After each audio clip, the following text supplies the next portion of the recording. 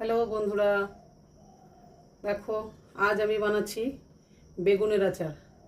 শুনতে একটু আশ্চর্য হলেও খেতে কিন্তু দারুণ। তো দেখো বেগুনের আচার বানাতে আমার কী কী লাগছে। এখানে বেগুন আমি কেটে শুধুমাত্র হলুদ মাখিয়ে রেখেছি, নুনটা দিই তাহলে জল ছাড়বে, জল ছাড়লে আচারটা নষ্ট হয়ে যাবে।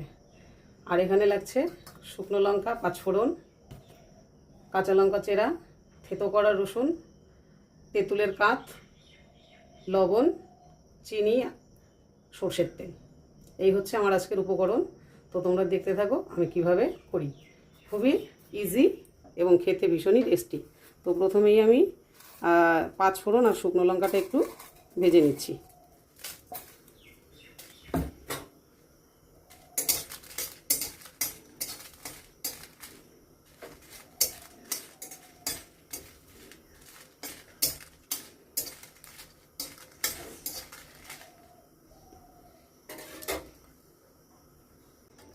দিয়ে দিচ্ছি পাঁচফোড়ন।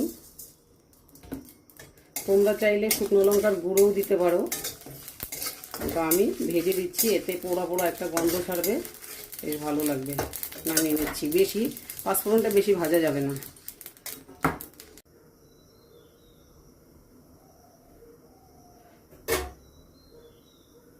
একটু তেলটা বেশি দিয়ে বেগুনগুলোকে ভেজে নিতে হবে। খেয়াল রাখতে হবে একটুও যেন জল না থাকে, জল থাকলে কিন্তু আচারটা নষ্ট হয়ে যাবে, বেশি দিন থাকবে না। তো এবারে আমি হলুদ মাখানো বেগুনগুলোকে তেলের মধ্যে ছেড়ে দিচ্ছি।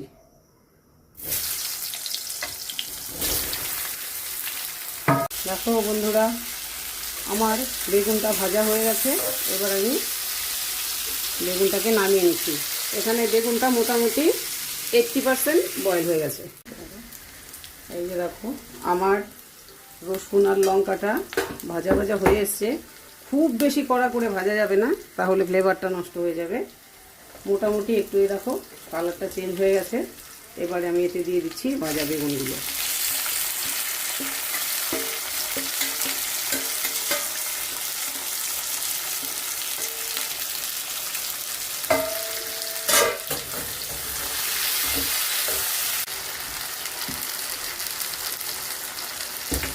এবারে আমি এর মধ্যে দিয়ে দিচ্ছি পরিমাণ মতো লবণ,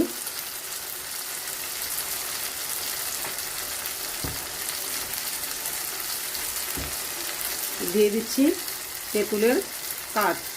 তেঁতুলের কাঠটা দেখো খুব ঘন